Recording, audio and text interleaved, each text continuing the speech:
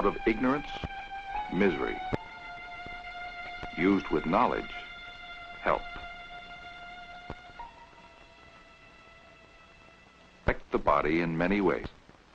Bacteria may be causing a disease. A doctor may treat with an antibiotic or some other drug that kills bacteria.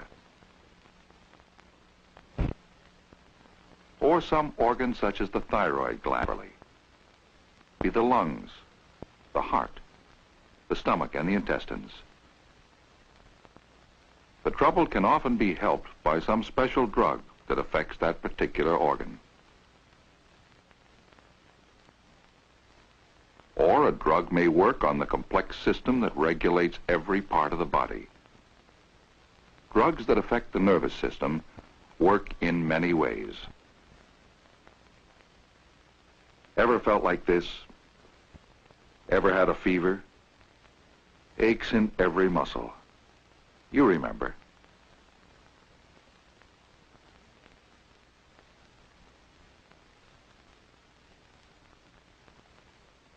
You might have taken a drug, aspirin. Aspirin helps aches and pains, and it also lowers fever, in part by working on the nervous system. The aspirin tablet is absorbed through the stomach and intestines. Within half an hour, molecules of the drug will reach the cells of the brain. There it will begin to affect that aching feeling that begins in the muscles. Nerve endings, called receptors, that pick up the messages from the aching muscles.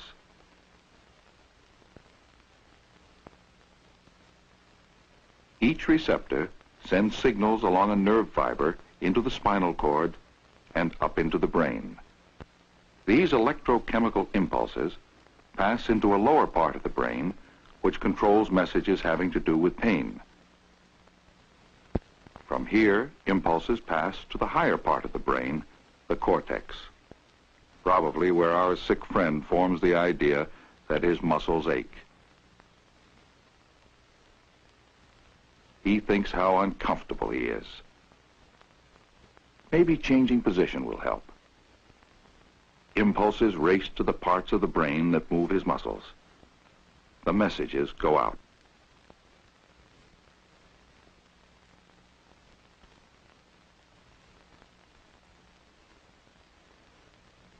Feel better? No? Well, the aspirin will help. One of the several effects that aspirin has is on the part of the brain that controls pain impulses. Pain impulses still come in, but as the aspirin begins to work, not as many go out. Our friend just doesn't feel the ache as much. By careful use of a drug, he has changed one action of the nervous system. Aspirin also works in another way, by making you flushed and making you sweat. This helps to lower your fever. The aspirin works on a special part of the brain that controls the temperature of the body. This is one of many complex nerve centers in the working of your body's organs without any conscious thought on your part. When the special brain center begins to be affected by the aspirin, it sends out impulses to the sweat glands, causing them to produce more moisture. When the sweat evaporates, it cools the body. Impulses also affect the surface blood vessels, which expand and carry more of the overheated blood to the surface of the body where it can cool. Complicated? Yes. And these are only a few of the ways that a drug can act on the nervous system to help you when you're sick. There are dozens of other drugs that a doctor can prescribe when he needs to change the action of a person's nervous system. Only a doctor has the knowledge to know which to use or how much to use. The wrong drug or the wrong amount can be a poison.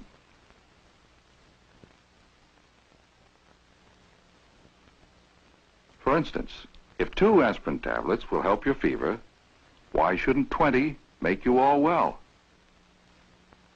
don't try it to find out the answer. Many young children have eaten several sweetened aspirin tablets thinking they were candy and died. Speaking of poison, what would you think of someone who decided to have a bowl full of strychnine for breakfast? Impossible? Well, here's a deadly poison that some young people play with for kicks. The glue sniffers. Fumes from the chemicals are breathed in through the lungs. Molecules of the poison are carried through the body and deep into the cells of the brain. Along with the kicks come nausea, dullness, headaches, shaking, and other unpleasant feelings. A child can easily kill himself by continuing to breathe the fumes, but luckily, this doesn't happen often. Though most drugs can be poisonous, when they're used correctly with a doctor's instructions, they have great medical value. There are two principal kinds that affect the nervous system. One is the kind we call a stimulant, a drug that stimulates the cells in some part of the brain to work faster.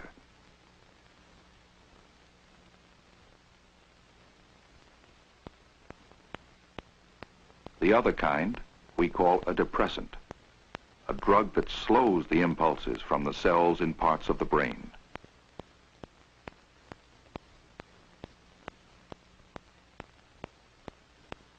Sleeping pills, or barbiturates, are the commonest kind of depressant drug, and useful too when properly used. But there are people who take these so-called goofballs for kicks. A small amount makes the person feel relaxed and friendly, but slowed down. More, and the person gets sluggish, gloomy, sometimes wanting to fight. Then collapse.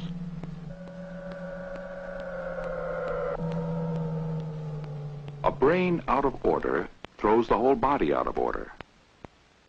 Breathing gets slower and slower. The heart is weak. Blood pressure drops dangerously. This collapse may be more than a deep, deep sleep.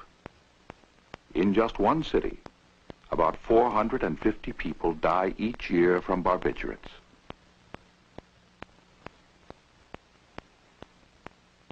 Hours later, the body labors to get back to normal.